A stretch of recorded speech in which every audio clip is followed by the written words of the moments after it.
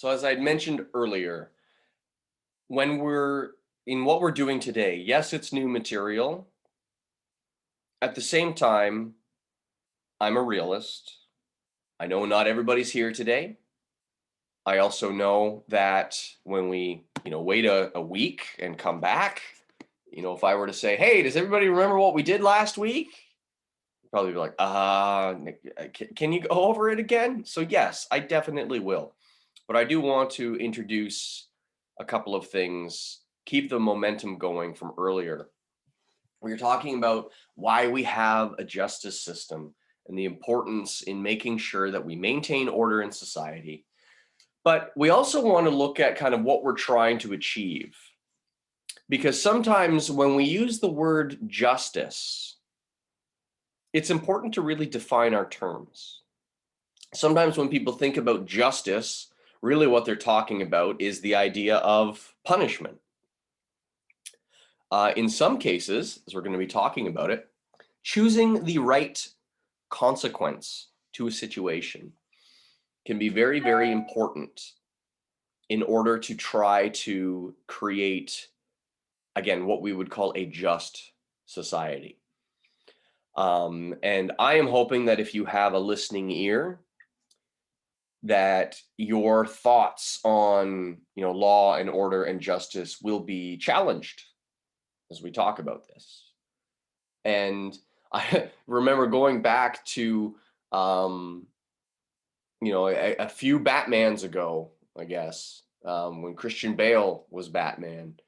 The movie Batman Begins, I actually remember it quite vividly. There's the scene in the movie where, Bruce Wayne, spoiler alert, Batman and Bruce Wayne are the same guy. If you didn't know, now you know. That's never a secret from the reader. But anyway, so Bruce Wayne, he's sort of fed up with things that are happening, in his hometown of Gotham. And he's like, that's it, I'm out of here. This is before he becomes Batman. And he talks about, traveling around the world and traveling while he was broke.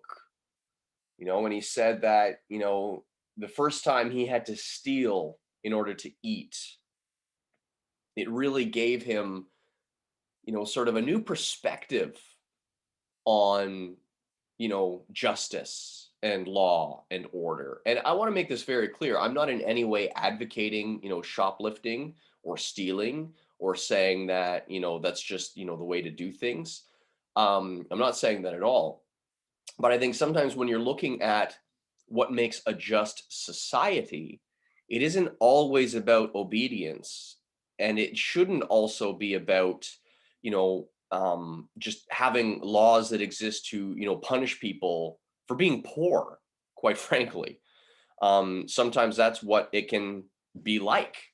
If there are no programs in place to allow people to try to make their way in the world, um, in some cases, if we look at where there is crime, crime isn't necessarily because of moral failing per se, but it is because of being destitute, and what other choice was there?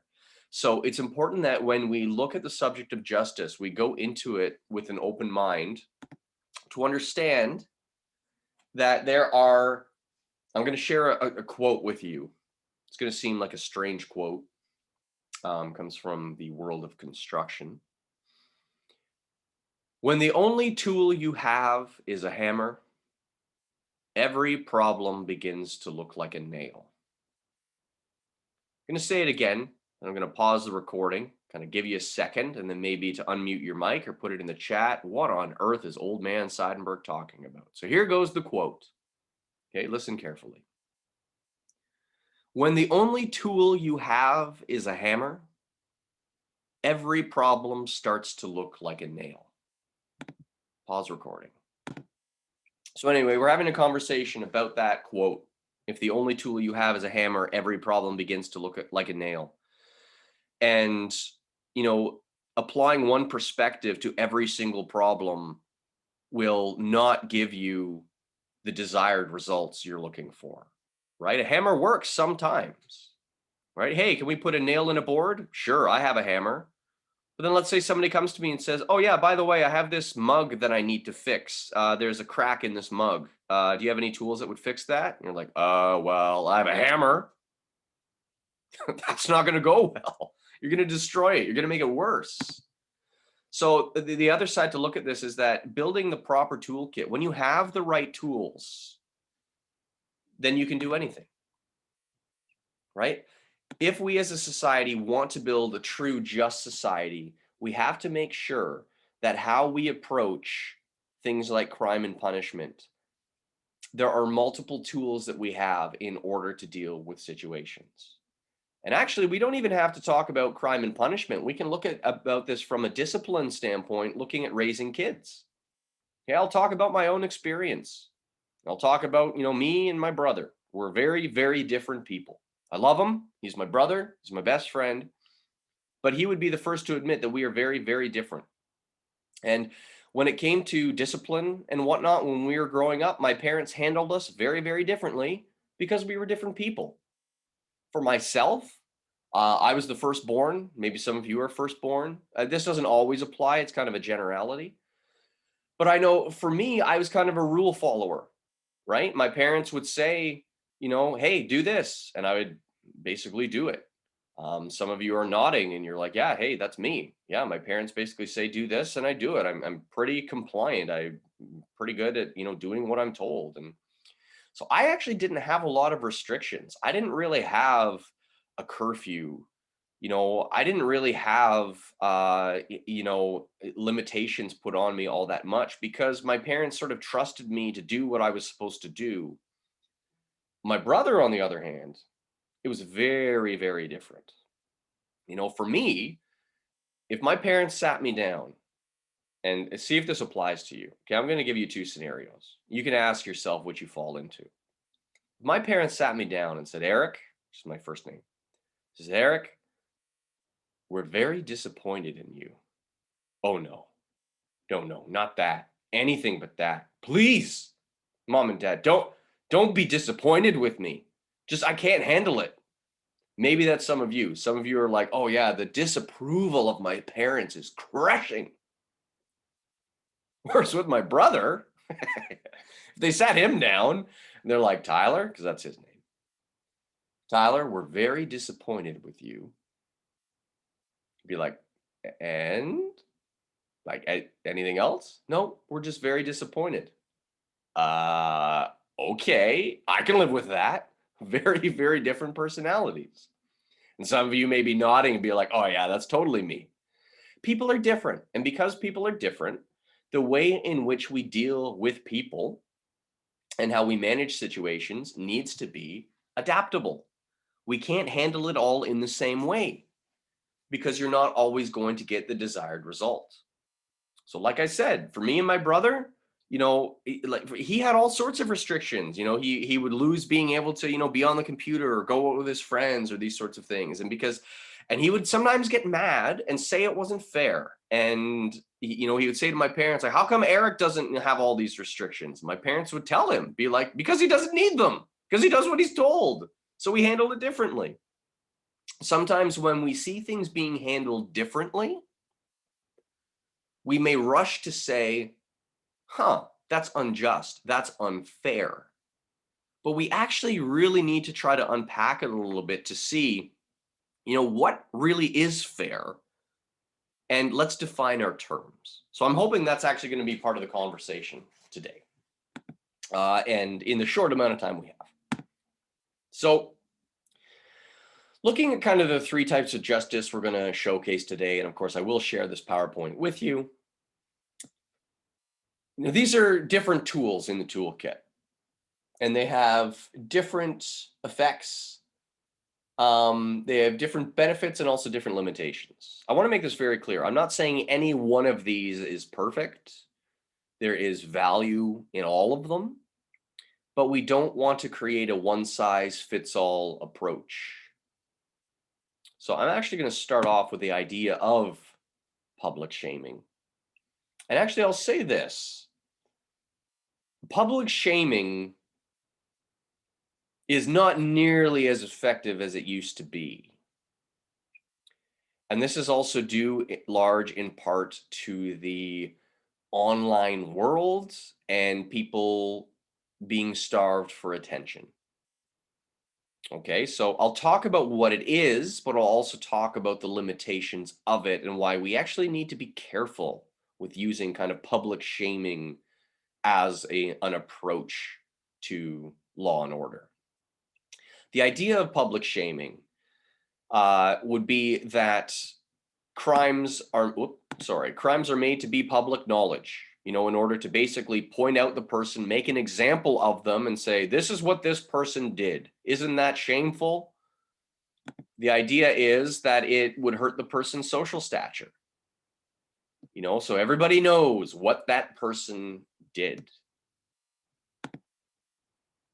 It's connected to this vocabulary word here at the bottom that I'll share with you, deterrence. And actually, the word deterrence is tied to the word detour. Okay, deterrence and detour. Can anybody tell me what a detour is?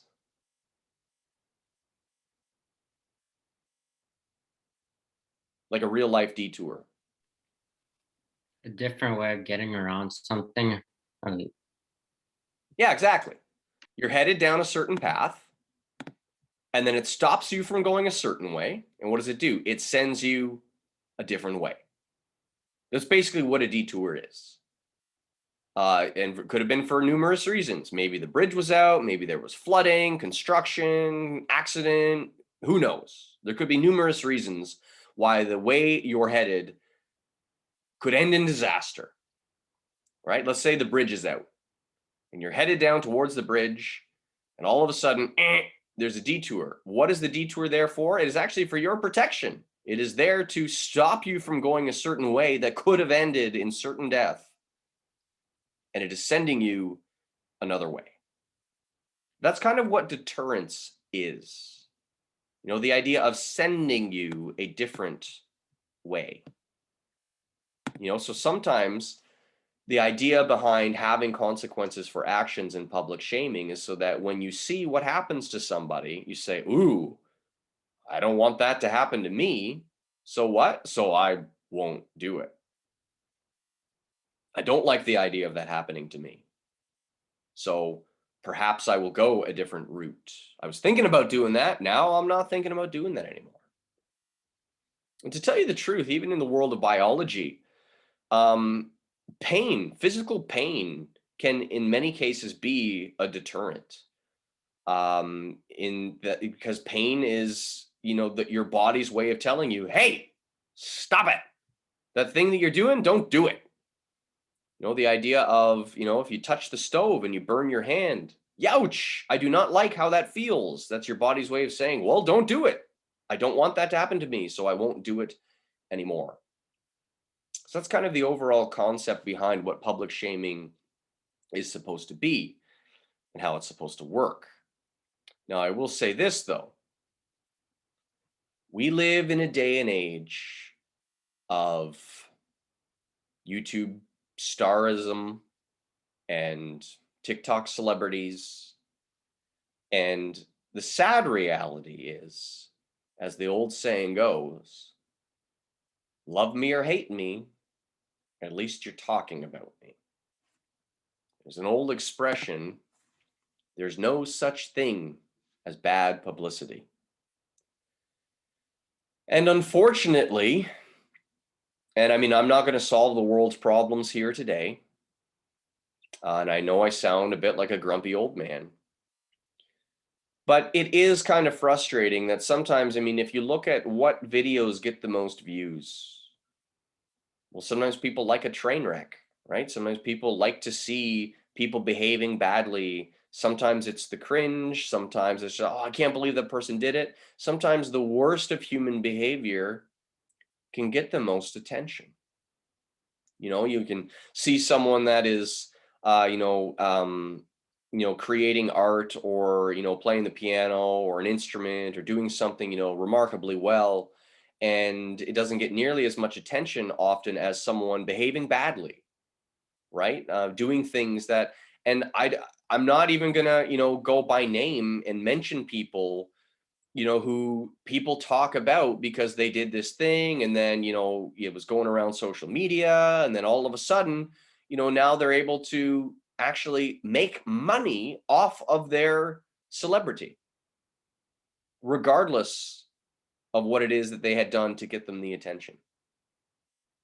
And I think one of the saddest things about that, unfortunately, is I really do think it sends the wrong message to impressionable young people, right? That's one of the problems, I think, that we tell people that we want you to, grow up to be, law-abiding citizens, and to, treat people with respect and dignity, and, love one another, and all these important things. And yet there's this counter message of, hey, look at how much attention I get when I'm a jerk.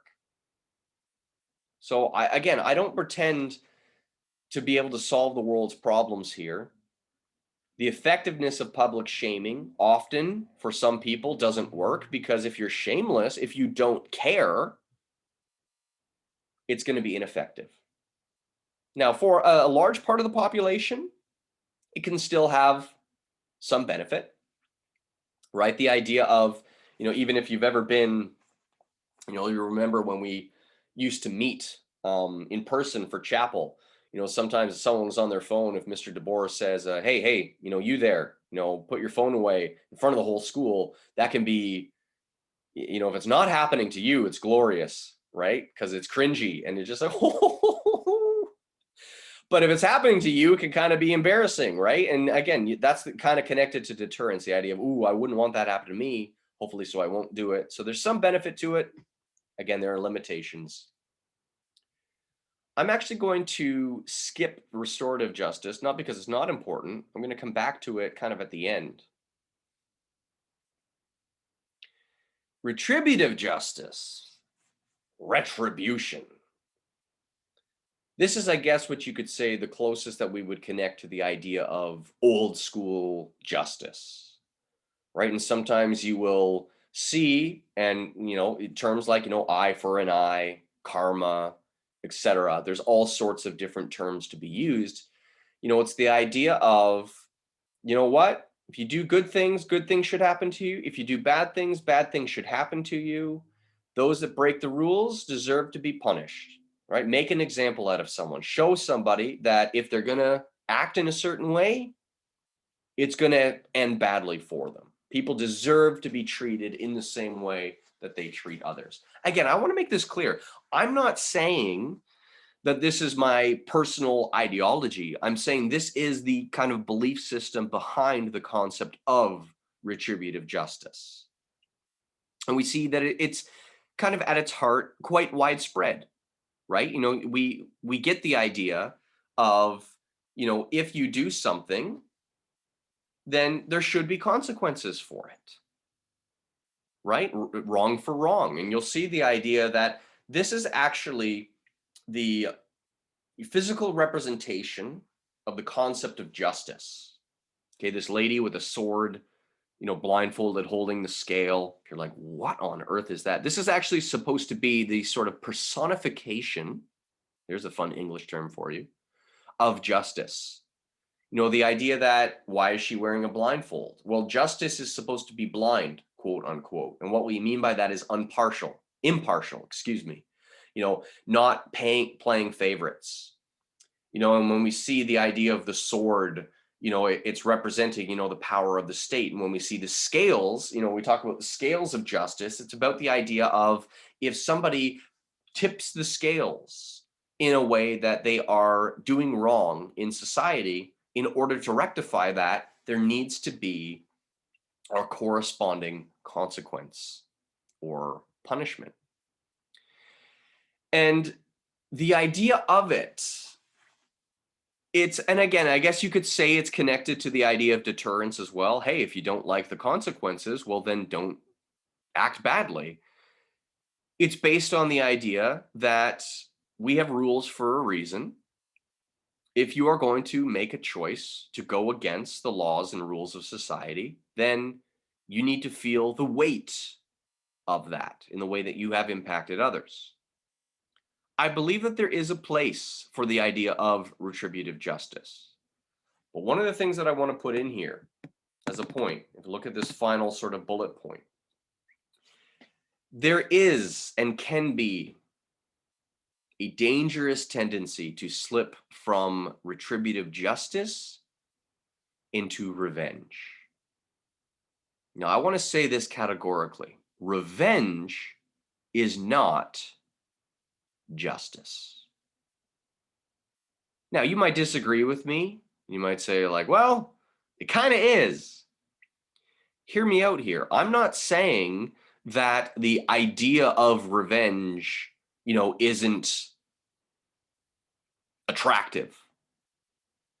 We as people, we have emotions, and emotions can sometimes get the better of us. Revenge at its core is an emotional reaction to a situation. And I'm not saying that it's invalid. We as people, if something bad happens to us, there can be that gut reaction to want to respond, right? But we need to understand that within the justice system, we actually want to take the emotional response out of the equation to ensure that if there are consequences, it's not just because somebody was mad and responded out of anger. It's because the consequences truly reflect the fact that the balance has been thrown out of line. The problem with revenge, quote unquote, is that it escalates the situation. And as a classic example for it, and again, you might call it street justice, but if you're with your friend in class and the teacher turns their back and all of a sudden, your friend reaches out and punches you in the shoulder. The teacher turns around, everybody's quiet, you don't want to rat on your friend, and the teacher turns their back again. Well, be honest. How are you going to want to respond to the friend that just punched you in the shoulder when the teacher's back was turned? This is a safe place. What might be your gut reaction?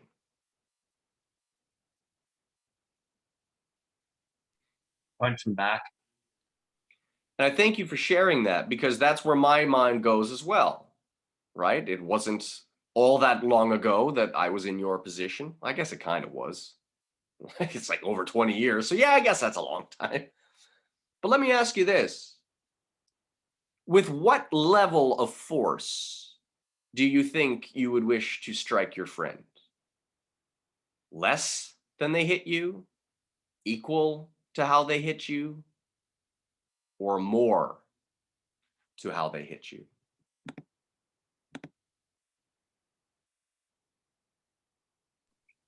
Okay, so some of you are trying to be a little bit more level-headed and say, possibly with equal force. I can understand that. It's very noble of you. I can't see by show of hands, we don't do a poll, but I know the gut reaction can be to strike them back harder than they hit you. Let me ask that. Why might it be hit them back harder than they hit you? What might be the kind of rationale behind that? What message are you trying to send? Just checking the chat. Yeah, the idea of you don't want to play this game with me because you're not going to like where it goes. You hit me, I'm going to hit you back. I'm going to hit you back harder. And I'm going to hit you back harder so that you know that if you continue this, it's going to get worse. And again, I want to be clear here. I'm not saying that it's always out of rage. I know that, and maybe it is more of a guy thing than a girl thing, but often guys hit their friends all the time. It might be stupid, but it's a reality. Sometimes it happens. You're not even mad. You're just joking around, right? And you just the teacher's back is turned, you smack your buddy in the shoulder and then, try to get away with it. You're trying to egg them on, and then, yeah, you're going to hit them back harder. Why? Because I'm not going to let that stand. I need to answer to what has happened. there can be that natural tendency to respond in a way that actually escalates the situation. And the danger with revenge, the danger with escalation is that it never actually solves the problem. It just creates the ripple effect of making stuff worse, where you're trying to get revenge and then someone's trying to get revenge on you. And then that spreads to more people trying to get revenge. And then people are trying to avenge others. And you might say, what's the difference between avenging versus revenging and all these other? I want to make this very clear. Often our hearts can be in the right place when we see an injustice or a perceived injustice, when we want to react, sometimes emotionally, to the situation. We need to be careful that the way in which we approach a situation does not spin into revenge, because in many cases, it's actually not going to make anything better. We only have a short amount of time left, and that's fine. I actually want to introduce to you the concept of restorative justice. Now, this one's the hardest to do. Okay, I'm going to make this very clear. I'm not pretending that this is easy, but like a lot of things, sometimes things that are harder to do actually have greater payoff in the end, greater benefit in the long run. So the idea of restorative justice at its core is actually bringing people together to try to strategize, how do we solve this problem? And it actually takes different forms depending on the situation. But at its core, it's actually forward thinking in the sense that it's trying to actually help people out. It's actually trying to repair damage done. Now, when it says here, like classic car rescue, we haven't watched that yet. That's going to be something that we do when we come out, when we revisit it. So don't worry about it. But rather than just punishing people for something that they've done, it tries to create consequences that actually restore the wrongdoer to a law-abiding citizen, and in the hopes that it will actually help the people who were wronged.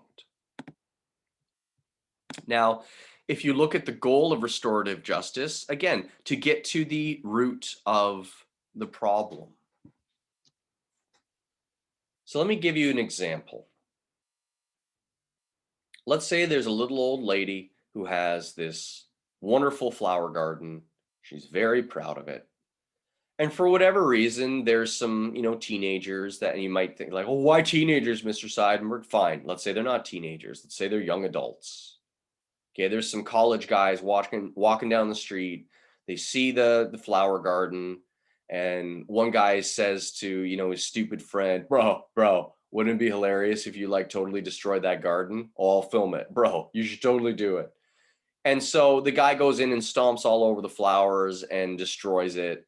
And the lady comes outside, hey, what are you doing? And then they laugh and then they run away because they think it's hilarious. Well, they have committed a crime according to the criminal code. Now, again, you might be like, what do you mean an actual crime? It's just flowers. Let's be clear here. Not only are you dealing with trespassing, but you're also dealing with damage to private property. And if you want to get technical, that's in the criminal code. Okay, you might not think it's a big deal. It is a big deal. Now, I'm not saying that it has the same impact as something like aggravated assault or, attempted robbery, but it is a wrongful deed. It's a problem. Let me ask you this, though. What good does, if we find the person who did it, let's say we put them in jail. I'm not saying that would happen, but let's say we put them in jail for, I don't know, 30 days, 6 months. Who cares about the actual time? Does that really help the lady whose garden was destroyed? Does she get anything back, really? The answer is no. On the one hand, I guess you could say maybe she takes some degree of pleasure in the sense that, the person who did this thing has been locked up, but it doesn't really help her. You don't have to be a rocket scientist or a lawyer in order to answer this next question.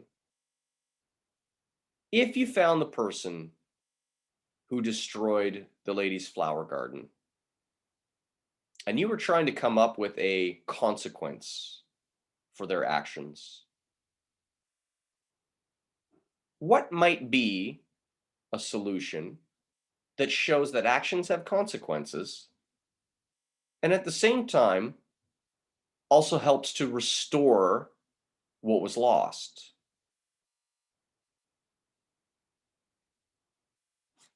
Just checking in the chat over here. Yeah, we get into the issue of, well, maybe it would make sense for him to fix what he broke. Absolutely. That concept is actually what is known as restitution, repairing or fixing what was broken. And the term restitution is actually connected to the word restore. So, and this is actually kind of a win-win situation, because also if you tell the person, hey, guess what? You're spending, the next 4 Saturday mornings, fixing this lady's garden.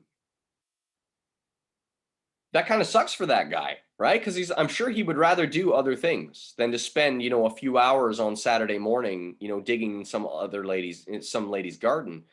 But it's also then going to show him, oh, actions have consequences. And you would hope the reality would be, he'd say, you know what, I don't like this. I don't like the idea of having to, it probably would have been better if I didn't wreck it in the first place, because now I wouldn't have this job to do.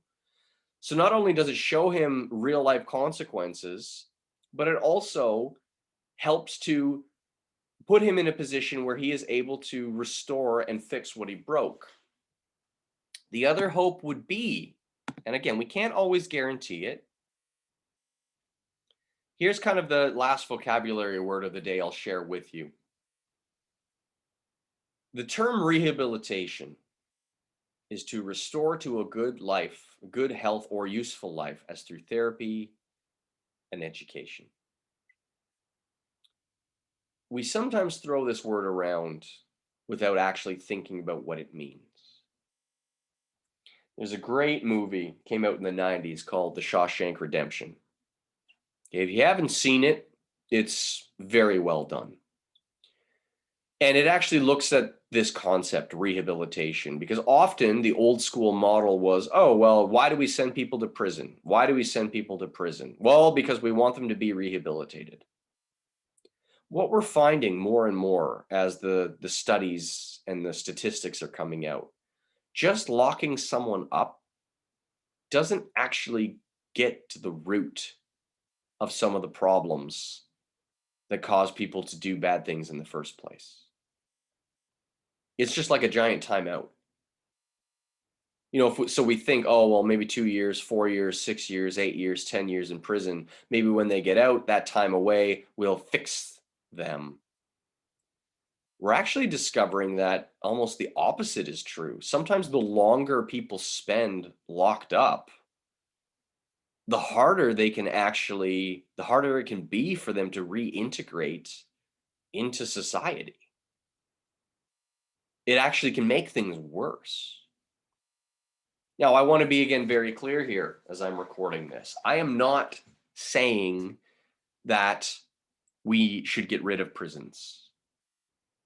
There is a very important role that incarceration plays in keeping society safe. Okay, especially when we're dealing with violent criminals, separating them from law-abiding members of society is an important tool ensuring that we try to keep our communities safe. At the same time, not every crime is a violent crime. So going back to what I said before with the idea of, when the only tool you have is a hammer, every problem begins to look like a nail. If the only tool we have is prison, right? Oh, you did something wrong? Okay, prison. If that's the only tool we have, it's not actually going to create the overall results that we want to see, because just spending time in prison doesn't magically make you better. So going back to the idea of rehabilitation and restorative justice, sometimes trying to keep especially nonviolent offenders out of prison and finding consequences more connected to the idea of real life and making things right can be more effective in the long run. In one of our earlier classes, we talked about the Youth Criminal Justice Act. And in fact, there was a reflection journal that you took the time to write about. And this is one of the reasons why we have that thing, that Youth Criminal Justice Act. It is designed to sort of try to focus on getting to the root of the problem, because it's most effective, especially when you're dealing with youth and with young offenders. So again, in conclusion,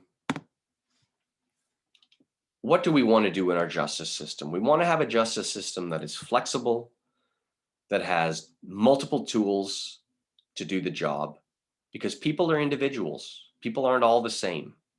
People have different backgrounds, different home situations, different socioeconomic backgrounds. And sometimes when we use the word fair or when we use the word equal, sometimes we think equal or fair means everybody just gets the same thing all the time. That can sometimes be the idea of what we would call equality of outcome, right? Everybody just, nope, same thing every time. What we actually need to understand, and I know it can sometimes be a tough sell, because if you don't have, the mind to hear the nuance of it, you might just write it off. There's this expression that can cause people to cringe, that sometimes fair isn't equal, which I know can trouble you, because you might look at it and be like, it literally is. But we have to understand, it goes back to what I was saying before. If we're actually trying to look at fixing problems, sometimes fixing problems requires us to look at the whole situation and try to strategize and come up with a plan for what's going to be most effective in a particular situation. This is just kind of the teaser trailer for what is to come. And I am going to stop the recording portion of the show. So I'll do that now.